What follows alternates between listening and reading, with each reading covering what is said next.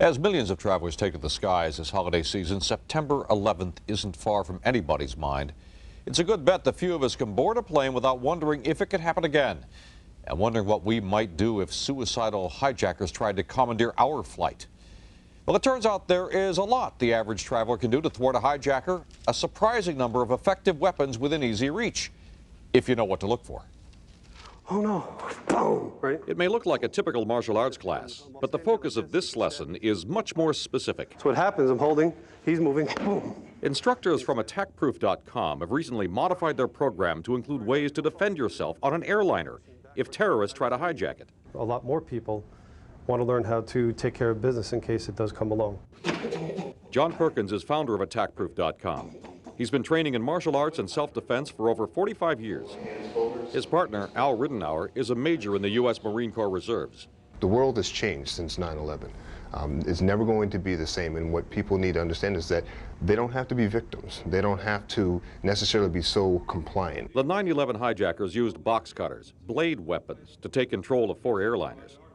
Even if a hijacker is holding a knife to your throat, a simple maneuver can save your life and turn the tables. This is what he's taught me to do, to raise this shoulder and at the same time duck my chin so you can't do any harm. So it's... You do that really fast. It's boom, like this. Now you got it. Step away underneath. You can go that way, or You come can spin underneath. around like this. Oh, yes, that's right. Gotcha. So the key is to get the blade of the knife away from your neck.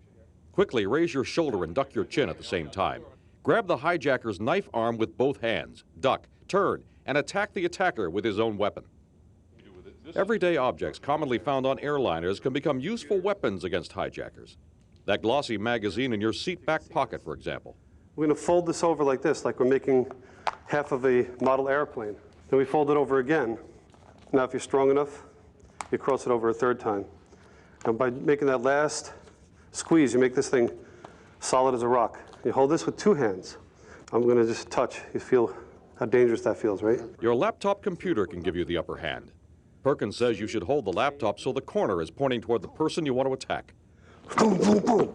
Perkins also demonstrated how dangerous an ordinary pen can be if you can grab a hijacker from behind. So you take the pen, you're driving it right into the throat, and you're pulling him down with you as a cover in case the other people are trying to shoot you or whatever they're going to be doing. So you're hitting, boom.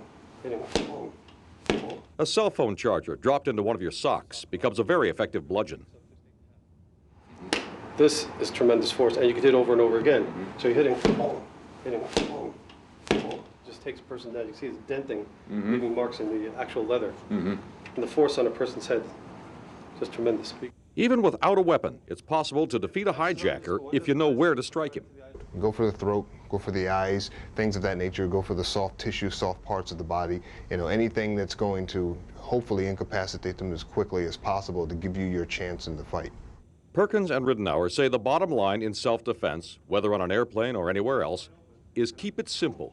It's not the time for any fancy stuff. We're just trying to give people the down and dirty, the basics of what they need to protect themselves. Instructors from attackproof.com say that being mentally prepared and aware of your surroundings are the first steps in self-defense.